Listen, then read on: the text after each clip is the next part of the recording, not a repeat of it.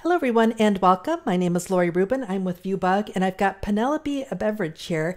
She is a fantastic photographer. If you've ever seen her work, it's just beautiful. So she's an international pro photographer. She's an artist, ambassador, a philanthropist. She loves, dealing with high-profile clientele and just does beautiful images. And you're going to really enjoy meeting her today and getting to really understand what she's looking for in a winning image. So what I want to do here is I'm going to go ahead and show you a couple things here. One is that we've got a grand jury winner that she will be selecting. There's also a people's choice, and the grand jury winner is going to win a 12-inch nixplay cloud frame, which is a really cool little thing there.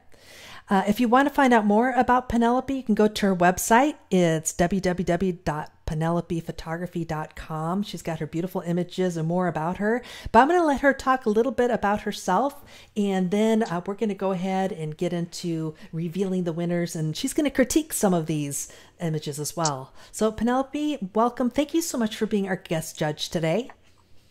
Thank you so much for asking me. It's been quite a pleasure looking through some of people's interpretation of the subject matter, which is reflective selfies.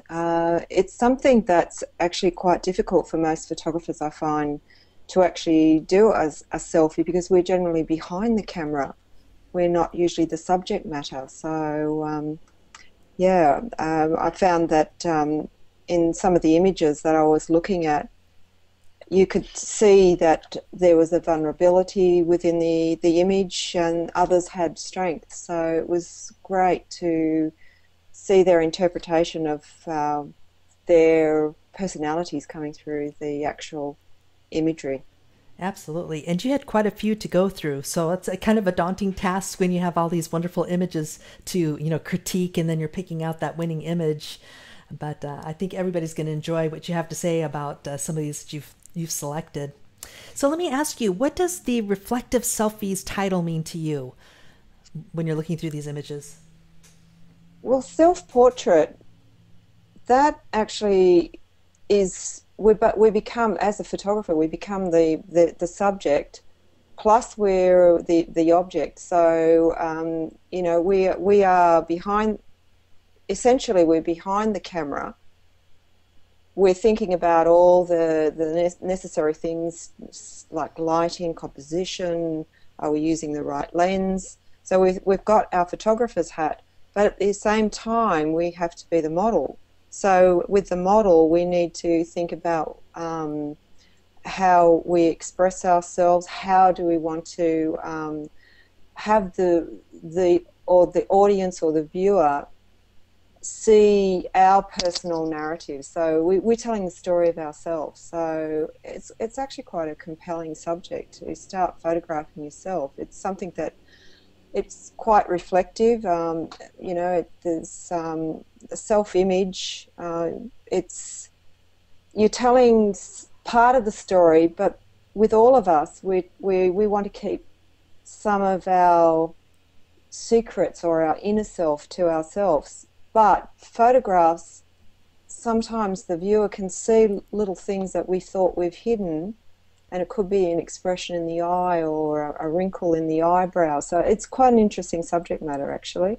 And then because it's reflective, we've got to look for surfaces that actually reflect. So it could be mirrors, it could be chrome, windows. So, and then mirrors, if mirrors are parallel to each other, we can have infinite reflections going into mirrors. So it depends on the angle of the reflection. So it's actually a subject that you could really use your creativity and make something very interesting. And some of them were extremely interesting, particularly the ones that I've selected. Yeah, I agree. Yeah. So let's go ahead. I'm going to pull up the first one that you had selected to take a look at. So tell us, this is Reflective Selfie, and tell us why you selected this as one that you wanted to talk about.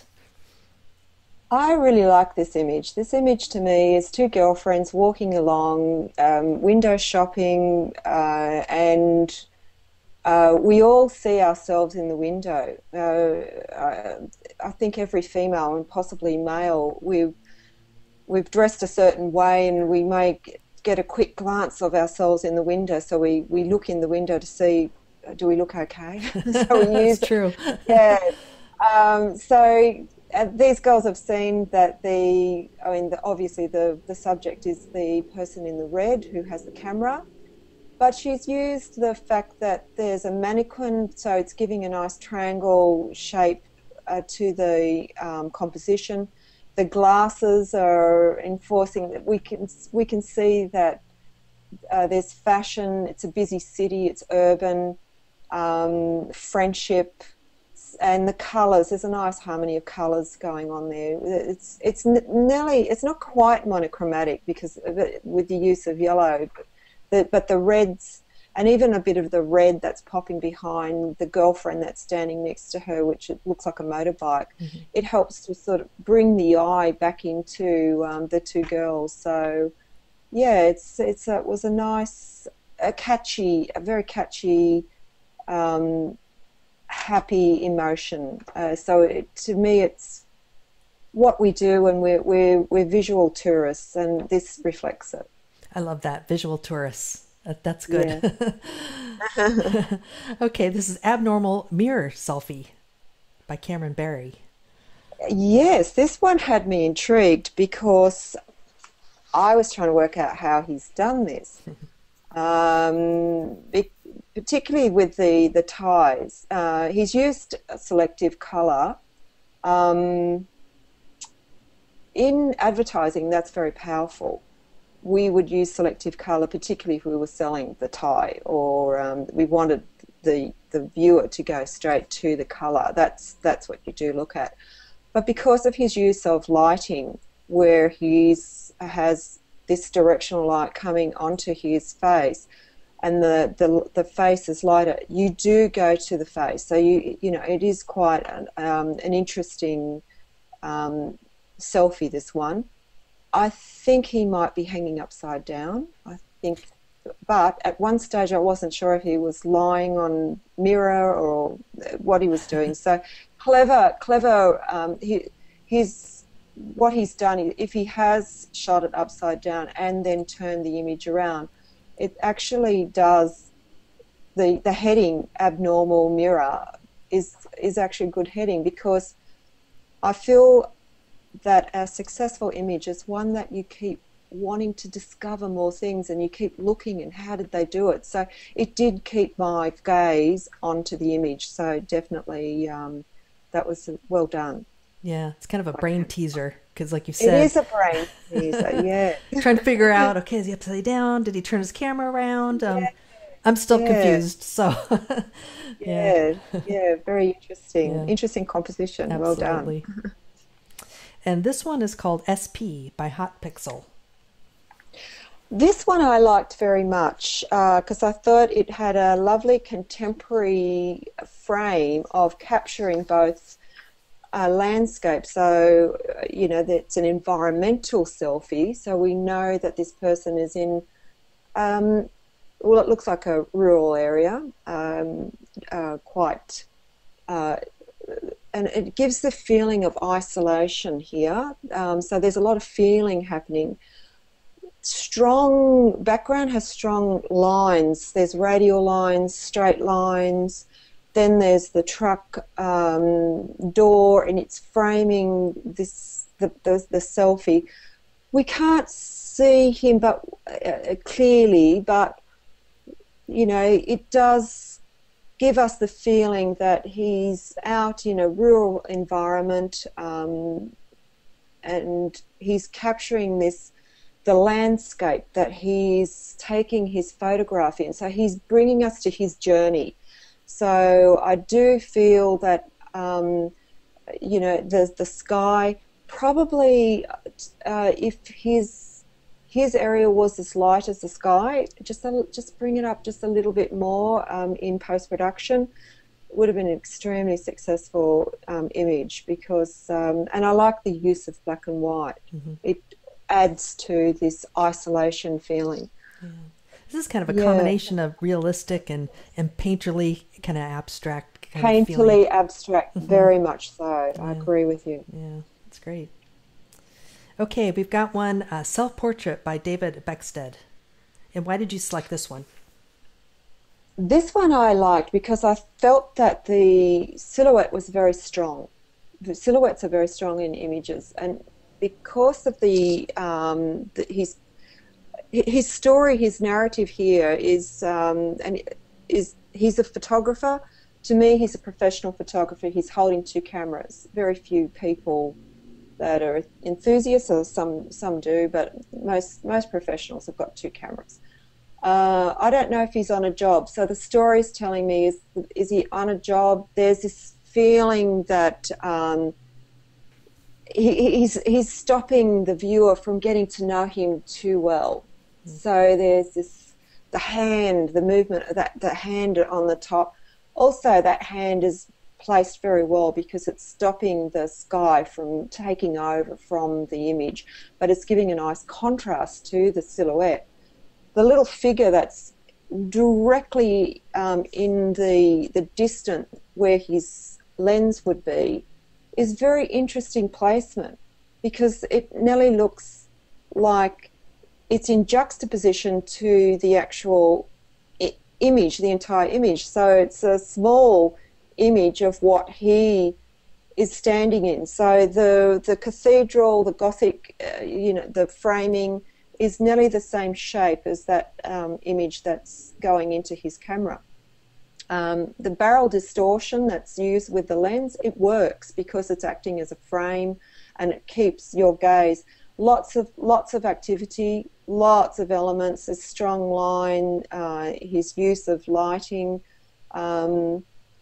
Probably my only distraction with this image is in the top right-hand corner. There's a little bit of flare coming in.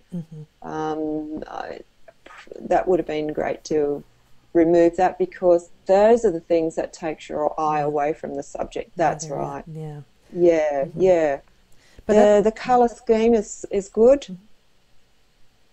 Sorry, Laurie. No, I was just going to say it's a very creative, image. Very creative. Yeah, well thought of. Yes. And using a silhouette as a selfie, I think that's a great idea too. Right. Very strong.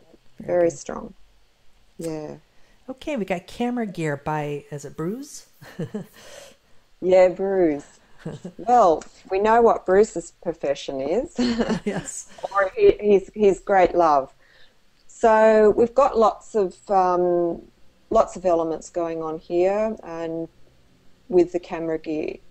So anybody that's a photographer would find this extremely interesting, because we tend to love gear, and so we would this is a real treasure hunt, this image, because you don't necessarily directly go to Bruce, who's reflecting in the window.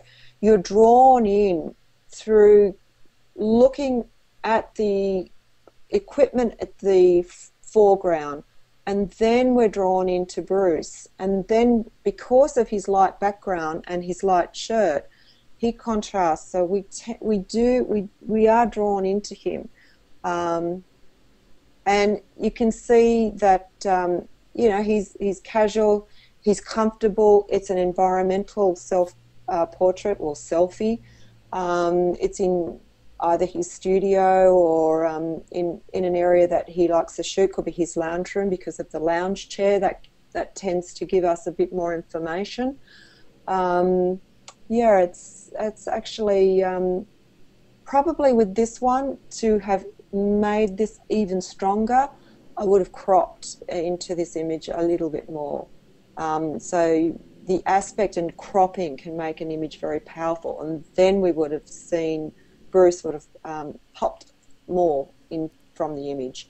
Because it's important too is, if we've got information that we're using to add to the story, we still have to make sure that our subject matter, which in this case it's ourselves, is still the main area that the viewer will look at. But right. Yeah, well done. Interesting. It's it's an image that most photographers could relate to. Yes. Yeah. Penelope, let me ask you this. I don't know if you can see my hand, but if he had cropped this out, this little sign, I don't know if that's really Yes. necessary, but maybe cropping down No, here a little bit that's might have exactly helped. where I would have gone. Okay, good. Yeah, that's exactly where I would have gone. Perfect. Great. Yeah. Okay. Okay, we've got Reflections by Laura Comer.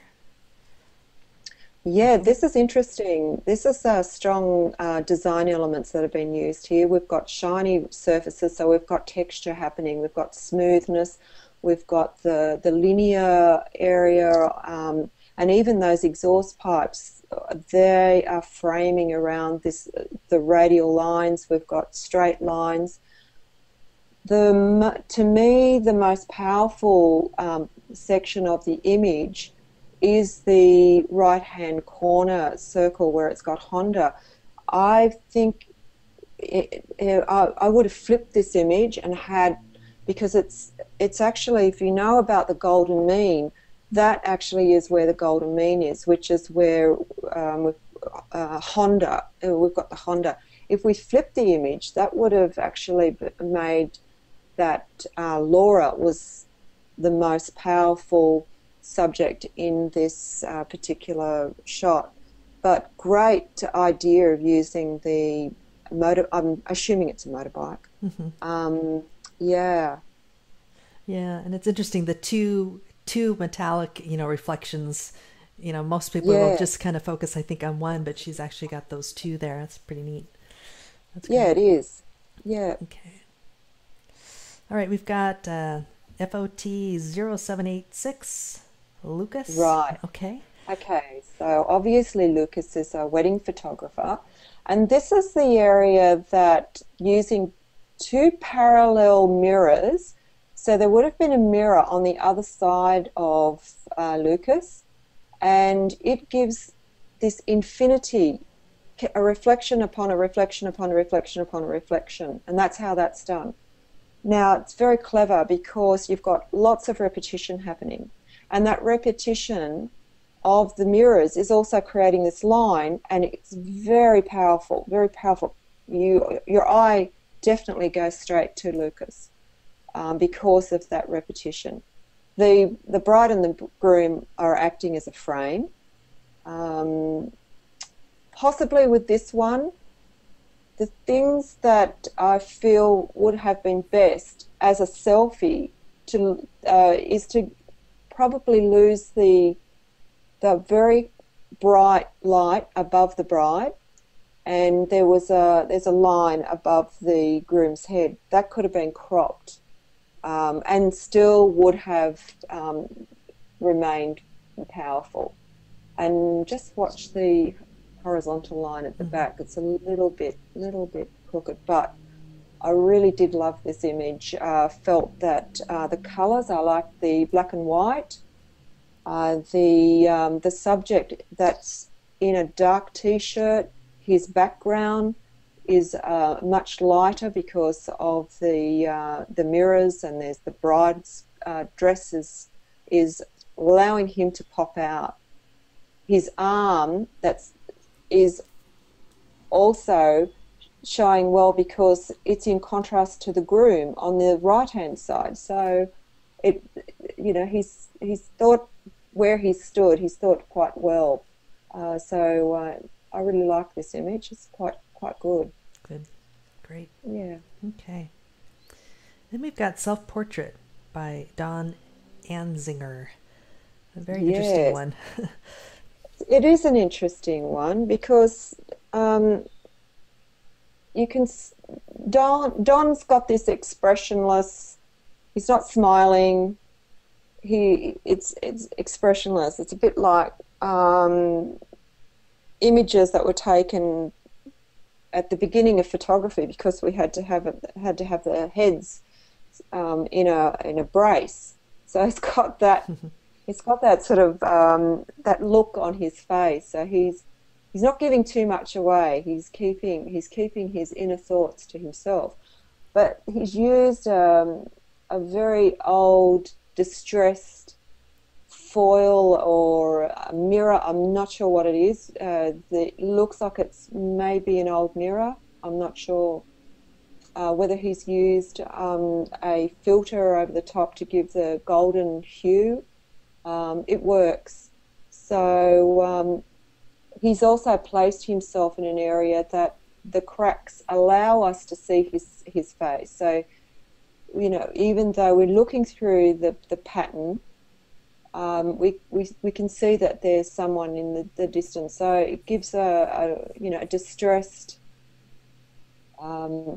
older, decaying look. It's aging. Nothing's impermanent. So it's got lots of messages happening there. Yeah. Is there anything that you would recommend if this was a winning image? Is there something that that you would recommend that he change in this, or any suggestions to make it even better? On the right-hand side, on the corner, there's a bright spot. It's the bottom corner. That takes the eye away from this. That does take the eye away from the subject. If his eyes were a little sharper, because the eye goes to the area that's the sharpest on an image. So in this particular image, he is soft. He's using a soft focus. So our selection of our lenses and our camera settings all change the feel and the emotion of an image. In this particular one, he's completely soft. So we tend to go to areas that are sharper. So at the moment, he's competing with the frame on the outside. It would have been great if it was the other way around, where the frame was soft and then there was something in his, it could have been his eyes, could have been his face, that was sharper. Great. I feel that probably would have been a more powerful selfie. Great. Okay. Thank you. Okay. And then we've got, this is an honorable mention. So Penelope actually, actually selected a few honorable mentions. This is Just Me and My Camera by Sweet Pea 72. Okay. Yeah. Okay. Sweet Pea. Love this image. Love the color. This is a paradox. There's this woman here who's showing me a lot of strength, but in her eye there, I feel that there's this vulnerability as well. So there's this woman that's a modern woman. She's got ink. She's got her own style.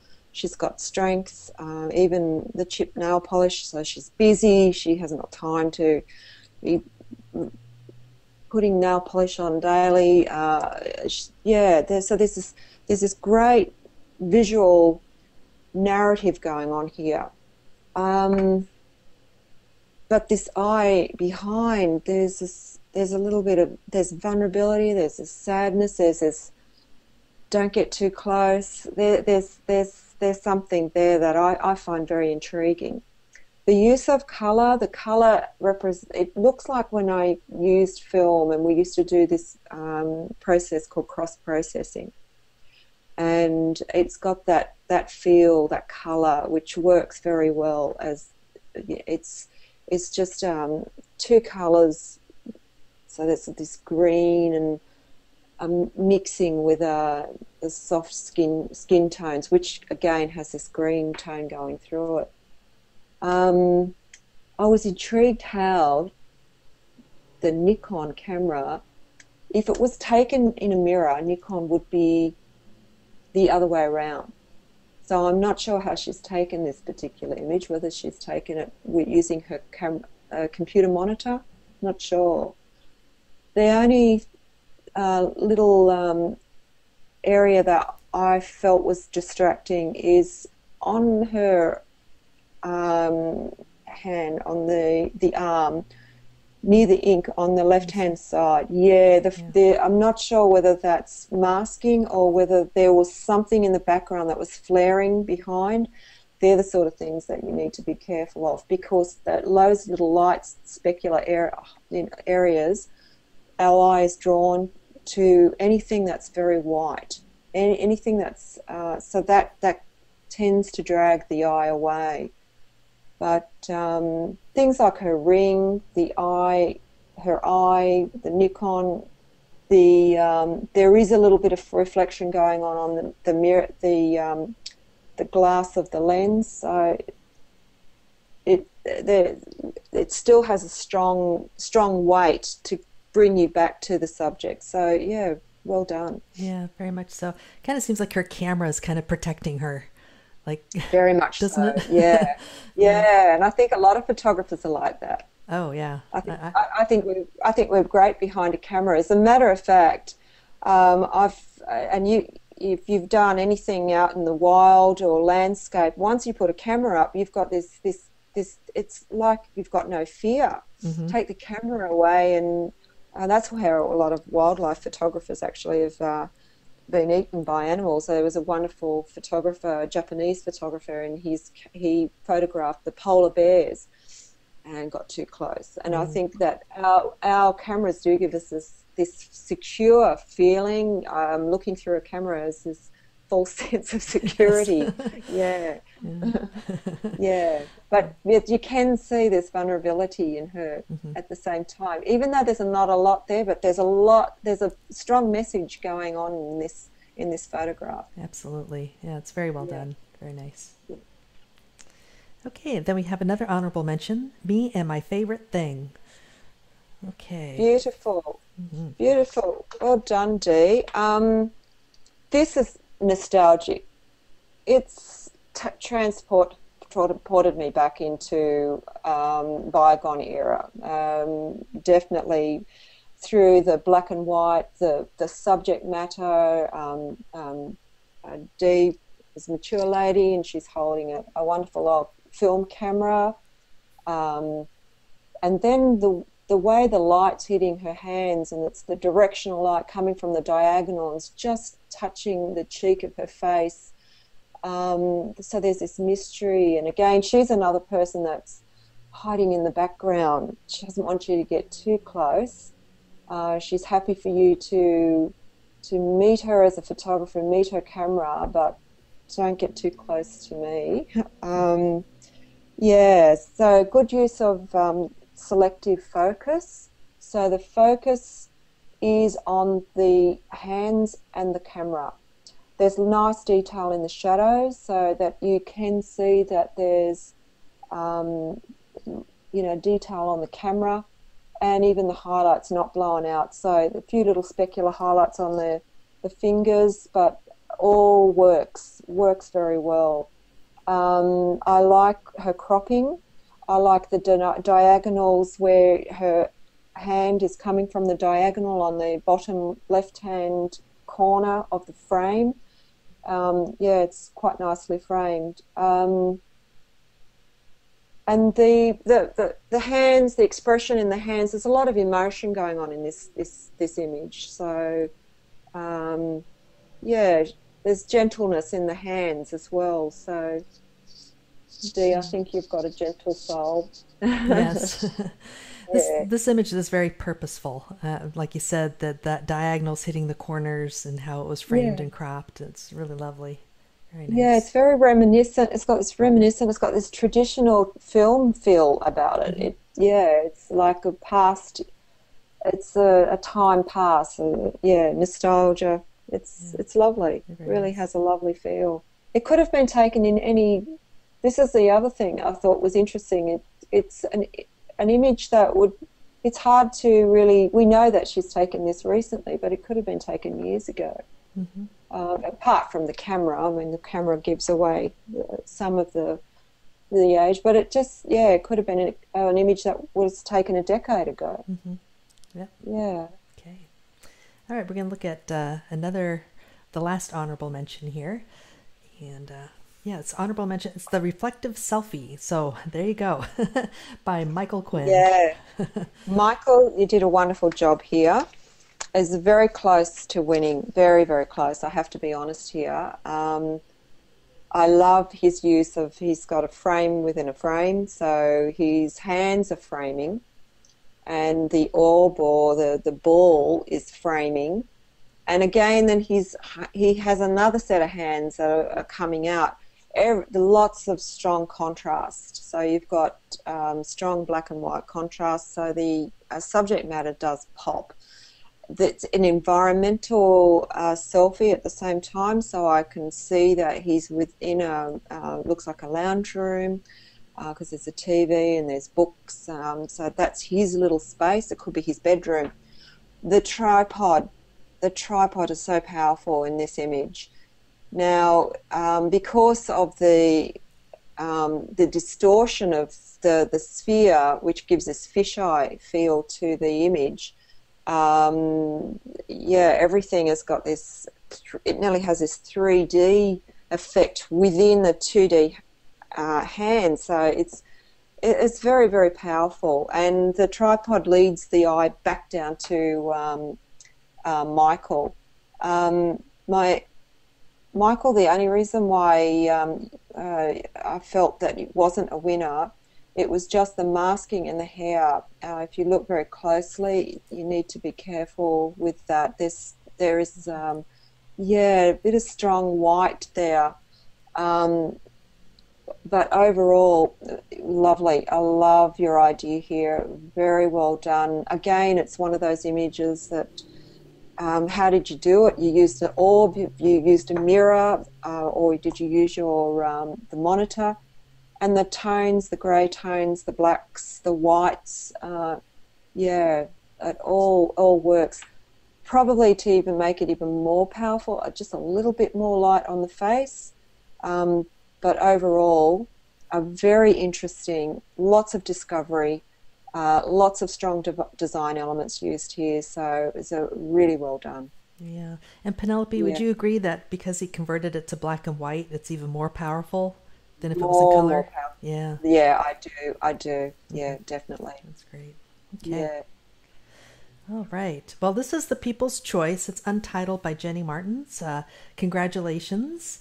And Penelope, why don't we hear from you why you think this makes the people's choice, why people would gravitate towards this particular image? The beautiful eye, the beautiful girl. She's got a lovely look. It's a modern girl in a rural area, which is interesting. Use of colour. We've got nice complementary contrast in colour, the green with the red. The mirror that was used as a frame, and there's a lot of round elements, and curves are very attractive to the eye. The human eye is very much attracted to curves. So we've got curves in the exhaust pipe. I think that's an exhaust pipe of the truck. Tractor. Not sure. It may not be, but I think it is.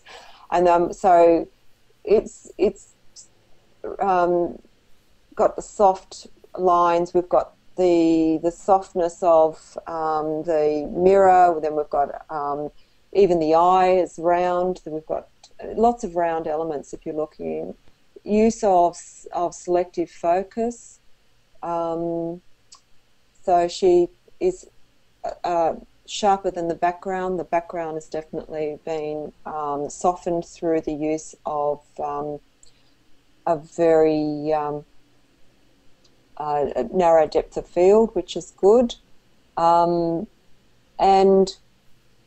she's got a nice modern, the softness of the hair. So she's got a very pleasing to the eye look in her gaze towards us, so we tend to lock on to her gaze as well. Probably the only thing that I found a little bit distracting here is on the tractor on the right hand side, it tends to be the sharpest element in the image, so my eye does move to that end, possibly more from when I was looking on a very, very large screen. On a smaller screen, it may be overlooked. So, but it's a lovely shot.